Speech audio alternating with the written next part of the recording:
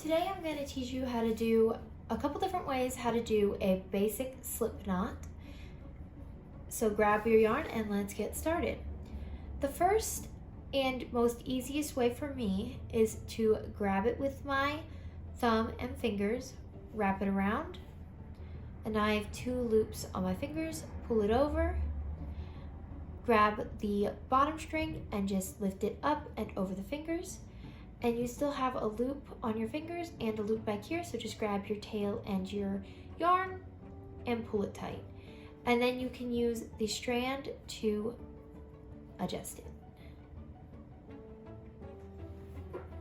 The second way I found to do it is with your crochet hook.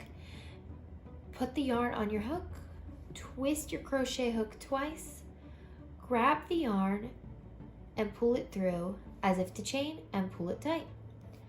And now you have a working slip knot. And here's the final step to do it. You're going to wrap it over your fingers so that you have 2 loops on your fingers. Grab your crochet hook, slide it under the first loop, grab the second loop up, then you're going to go into this loop right here, and grab that loop that's still on your fingers, slide the loop off of your fingers, and now you have a slip knot. I hope you enjoyed this tutorial and I will see you next time.